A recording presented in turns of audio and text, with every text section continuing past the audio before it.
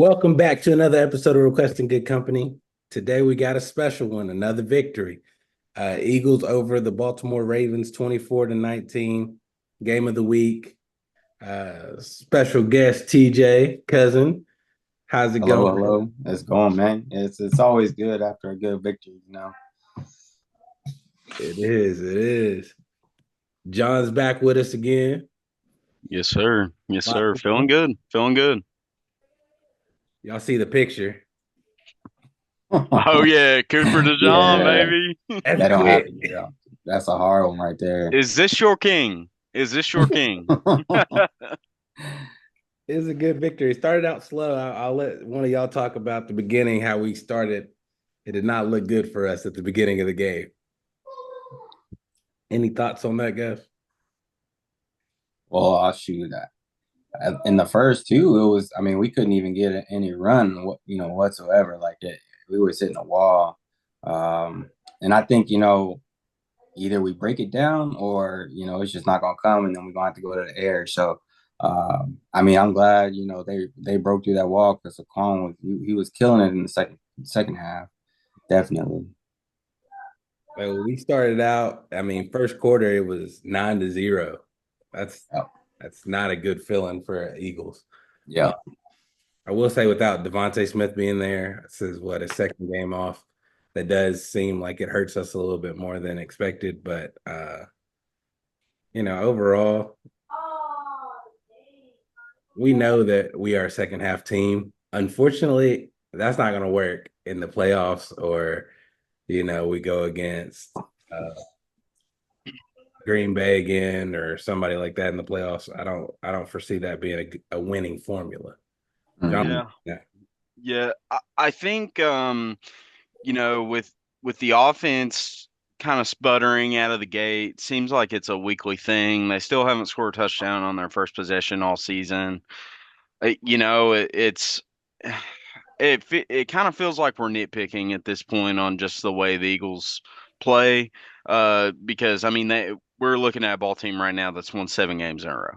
So it's 8 games in a row after a day.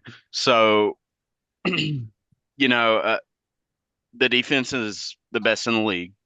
Uh, they come out in the second half, and that in that third quarter, the offense sputtered again, and just quick drives, easy three and outs. Not a lot going for them, and the defense just comes up and makes play after play after play. Man, just the turnaround from week 4 against Tampa, and the way that we just got undressed through the air in that game to where we are now, far and away the best defense in the league, to just shut this Baltimore offense down, to hold them to 19 points. 7 of those came in garbage time. Obviously, Justin Tucker looks like his days could be coming to an end. He missed three field Yeah, goals. yeah. Yeah. So obviously that helped, but yeah, all 3 phases, man. Special teams is playing good. They made good plays today. Good big punts, getting Baltimore deep in their own territory. So Braden Mann came out and had a pretty good game today at punter.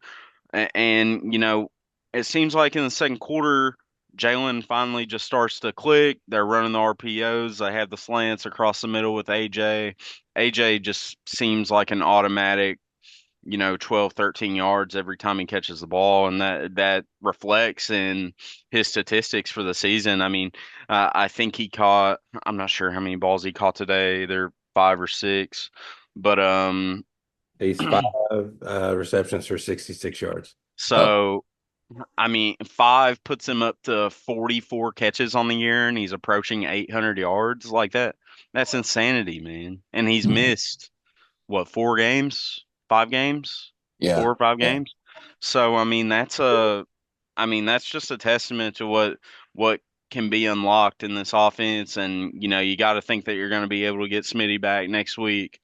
And I feel really good about this team. Everybody seems to insinuate that the chase is going to be between the Eagles and the Lions in the NFC. I can tell you right now, if the Lions come out and play against this Eagles team like they did on Thursday, the Eagles are going to win, like in a big time game. So I'm really hoping that they can drop a game so that game can be played in Philly because we know how Jared Goff plays in the cold weather. So Yeah, get him away yeah. from that dome. But this team's just clicking on all cylinders, all three phases right now. I love what I see out of the defense. To bottle Derrick Henry and just contain him most of the day. I mean, even whenever you have the Ravens pushed up against their own end zone like that, you still have that fear. Can Derrick Henry rip off one of these 98, 90 plus yard Yeah. touchdowns? And the Eagles aren't going to have that. This defense just is too well rounded right now. Jalen Carter's first team All Pro in year two. Like Yeah. he is the best defensive tackle in the NFL right now. What the Chicago Bears were doing whenever they passed on him, I will never know, but thank God they did. TJ, what do you think the highlights of the game were? If you were to give an overall statement of the football game, what would you say? Overall statement of you said like a big play that happened in that game. No, or the game, just the game. No, well, I mean, I feel like our running game is where it's at right now. Now, granted, yeah, we got AJ Brown who's he's finally back, and then we got Smith that's he'll come back soon enough. But I think yeah, we're running off of Saquon Barkley. So whenever he breaks any kind of run wide open, that's what all these Philly fans that's what we're driving on. We're eating off that. So whenever he breaks those tackles or he moves a pile based off of just his sheer leg strength, that's what we need, and that's what fuels us, and I think that goes across the whole team. Like they see that and they're like, oh snap, all right, yo, let's lock in.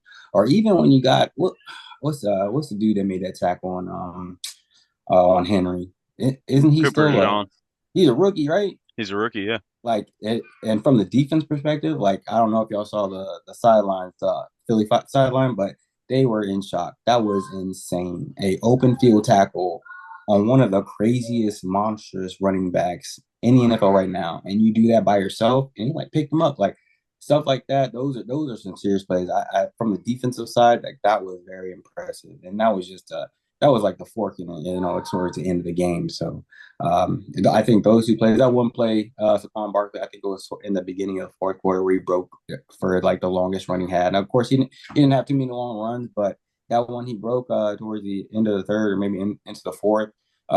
That was he was picking up speed finally, and like you guys said, like the first half or so, we're still trying to figure out what works. But I think once we hit at halftime, we dial in to figure out what it is that we can tear apart, and that's where we excel at. So looking forward to hopefully we get after it in the first half, but in the end, as long as we get that W at the end, I'm happy. I'm a happy Philly fan. That's what it really comes down to. Win is getting the win. Yeah. I will say, like playing devil's advocate, the punt mistakes, the flags, those are going to happen for any NFL team. But with the Eagles, I don't want that to be like our identity. I don't want to have to. We've said it multiple times on this podcast. So like, they never just make an easy game for us. They never make it to where like dominating somebody. It's always like I'm on the edge of the couch. I'm like debating if I'm even gonna do a podcast after. like it's never just an easy win. But well, these podcasts have been easy for about 8 weeks now, Avery. Like, I mean, there are a few close ones in there, but today ultimately ended up, it was pretty much in favor by, the early part of the fourth quarter.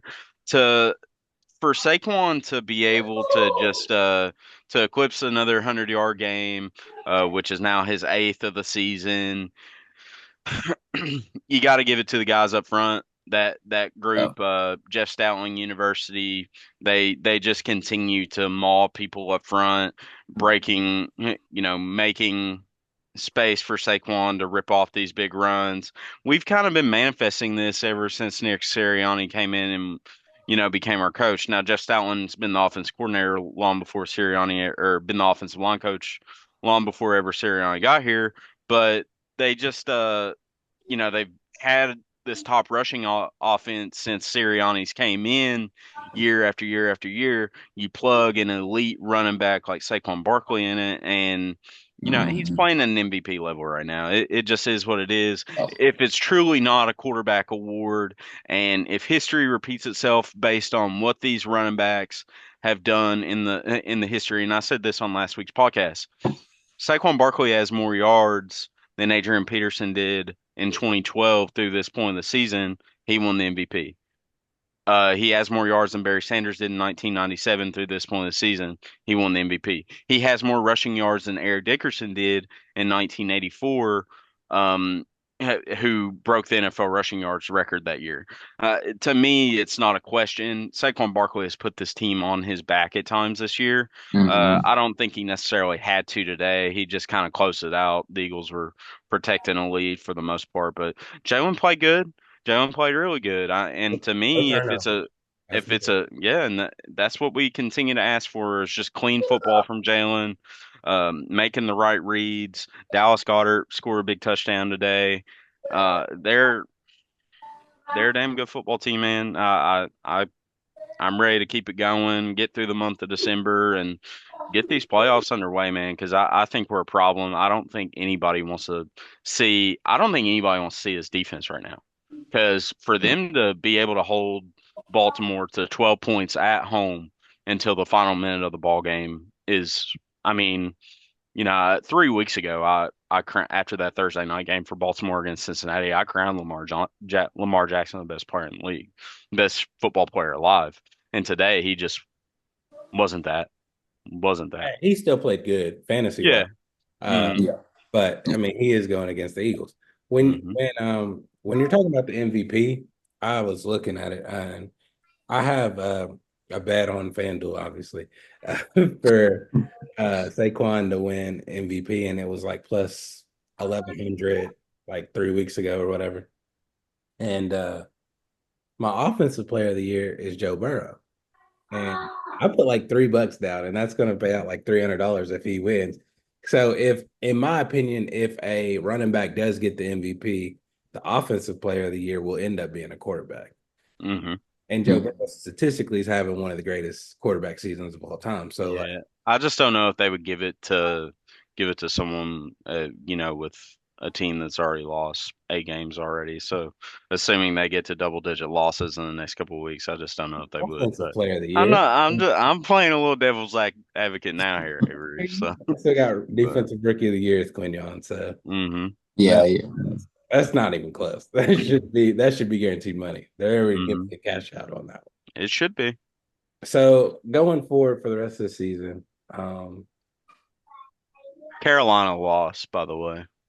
that's good. Well, it Yeah. might not be good. I don't like playing teams that lost, but uh, Carolina and Philly should be an easy dub. And then I think might be another game of the week. Steelers, Eagles. Mhm. What did the Panthers? What was the score of that game?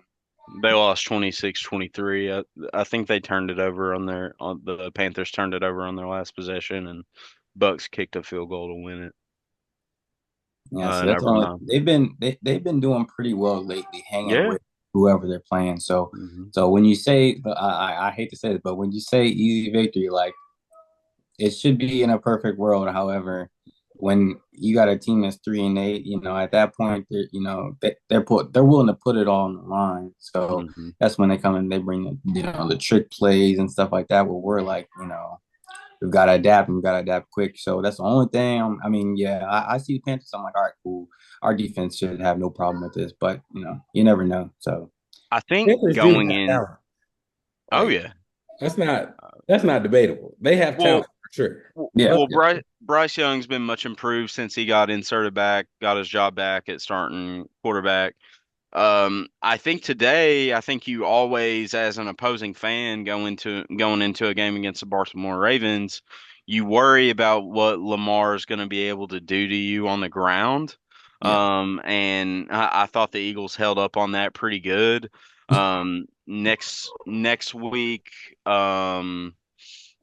next week you see something similar, obviously not to the same degree because Lamar's arguably the best running quarterback to ever do it, but you kind of Bryce Young is a guy that likes to move around back there, and I think the Eagles will be able to get to him a little bit easier than they were able to get to Lamar today.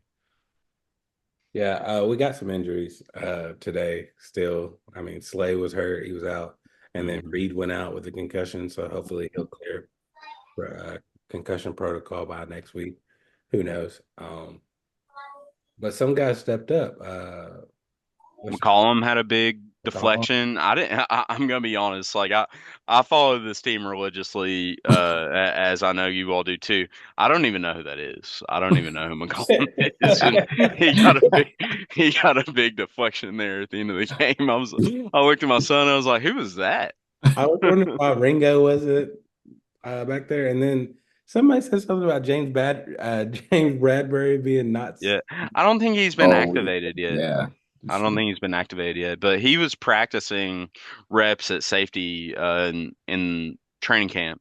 So I don't know if we're ever going to activate him. We might be just paying that guy to sit at the crib. So, but Yeah, Sidney Brown is another guy that I would think that would have been able to replace Reed back there, and but he's also kind of coming back from Achilles injury, but he has been activated. So he's on the roster, but he might just be playing special teams right now. I don't know. I'm gonna still say this to this day, and I've said it before on this podcast, but I think the biggest waste of money for us this season has been Dotson. Didn't he made so he covered the onside kick, right? And Yep. I saw him catching. I'm like, dude, remember back in the off season when they was like making this big deal about having him with all our receivers, and he about to be that extra piece that we was missing. Like, it's crazy what has not happened this whole season. Like Wasted money. just I don't wasted. Money I might be don't lose a lot of sleep over that trade just because the wide receiver 3 position is a position that we've kind of in Nick Sirianni coach football teams, the wide receiver 3 position has not been very effective since he's been here because we had Quez Watkins wasn't good. Julio Um was. Yeah, Julio was solid. But we were bad at the end of the year last year. So Go I back to mean, the 2017 Super Bowl, and who was our three there? It was you had Alshon Jeffries, Torrey Torrey Smith, Smith and Aguilar, but and yeah, Aguilar. Nelson Aguilar. Nelson Bro. Aguilar. yeah, He was he a had a dog breakout year there. that year. He was wide receiver 2 in that offense for sure. Torrey Smith was kind of he was kind of the guy, Yeah, but you just kind of depend on him for a big play every now and then. yeah. So Nelson Aguilar still getting contracts based off of that Super Bowl season. he Playing for the definitely Ravens right is. now. Yeah. hmm He had a he had a big drop today. I was like, that's the Nelson Aguilar Yes. I know right there. Oh yeah, he is I about want to say that might have been the first time we've played him since he's left us, honestly. left. Uh, Yeah. uh, Maybe when we played the Raiders after he signed out there. I know we played the Raiders in 2021 and got popped before we went on our little run to make it to the playoffs that year. And I know he was on that team. So It maybe, but it is good seeing around the league like people who used to play for the Eagles, like hmm watching Swift. He's been good this year. Watching her hmm in Washington, he's been Oh good. yeah. It's just good to see people that like really got their upbringing through us. Oh yeah. See them do well. I don't want to Uh, see them do well against us, but But specifically for a guy like Ertz, I mean, he's a guy that never ever wanted to leave here, and it seemed like he was on the back nine of his career, but the moment that the year that so it's Jalen's rookie year, the pandemic year, 2020, that was Zach Ertz. Uh, it wasn't his last season here, but when we lost to Washington on that last game of the season and cost the Giants a playoff spot, which was awesome, he was emotional in his press conference. So guys don't like leaving this environment and being not being a part of this team anymore. But and we've also held on to guys too long at times. So Yeah. Who Yeah.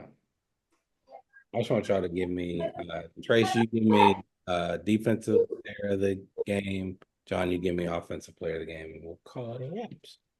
okay. Defensive player of the game. Let's see. It's kind of easy. So yeah, you know what? It's hard though, because for me personally, I mean, I love my defensive backs. I do, and I cherish the skills that they need in order to do their job, especially to come down and make a hit like that. But sometimes I got to give it to the defensive line because trying to keep track of that quarterback. I mean, come on, man, that dude is hard to get to at least contain. In the fact that he had one breakout run, I think, and that was at the end of the game when they scored that touchdown. Like being able to contain Lamar Jackson is intense. So I mean, I love Carter. Carter, that dude is. I mean, he holds it down. So personally, I gotta change it up, and I gotta go with him because, like, he's just a force to be reckoned with, and He's a game. up in the He's a front. game record. He's a Yeah, game record. and just to keep him, it takes a whole team, especially that line. But man, that dude right there, he makes a difference. And in a game like today with somebody like that, like I gotta tip my hat off to that front line, specifically him. So yeah, that's so. They showed like a clip of like Lamar like patting Jalen Carter on the helmet. It was like, Yeah, I saw that. Giving him his flowers in the middle of the game after. Yeah, it's like someone kind of likened it to Brett Favre and Warren Sapp back in the day, just kind of jawing back and forth after they kind of encounter there. But yeah, it really does come from all three levels of the defense at times. Zach Bond had a huge sack. Yeah, he did. No, Nolan Smith had a big sack. Like they just all are contributing right now. Sweat had a big sack too. Sweat Mm-hmm. Sweat was playing contain the whole game, which was almost possible. So yeah. All right, John, who you got for offensive player of the game? This is kind of a tricky one because Saquon really didn't get going until the fourth quarter. I guess I'm just gonna give it to Jalen because he played clean football. He made big plays to AJ. Obviously he didn't tear up the stat sheet just with 5 catches, 66 yards, but man, those RPOs and getting those slants over the middle, they feel like an automatic 12, 13, 14 yards every single time he hits that pass over the middle. And AJ is just so tough to bring down for Jalen to put those balls right on the money, play clean football. He vultures a touchdown from Saquon like he always does. I mean, I'm going to give it to Jalen. I'm going to call it what it is. Jalen outplayed Lamar Jackson today, and a lot of people probably wouldn't have thought that would have happened. I think Jalen doesn't get enough credit in this MVP talk. No, because he has an offensive line and he's got two good receivers. You can't hate the man for having a good collective around him. He still has to lead these people. What quarterback ever carried his team to a Super Bowl win? That doesn't happen in this league. Some would say Tom might have. There's just a lot of weapons. There's too many weapons. But they're a team. They were teams that were sound all the way around. Yeah. Their championship teams had top caliber defenses. I mean, Tom only needed 13 points in his last Super Bowl to beat the Rams in his last Super Bowl in New England. That Bucks team was stacked. And their defense played lights out against Mahomes. I mean, he played a great game against the Eagles in 2017 when we won our Super Bowl, but I mean, that still lost. Yeah.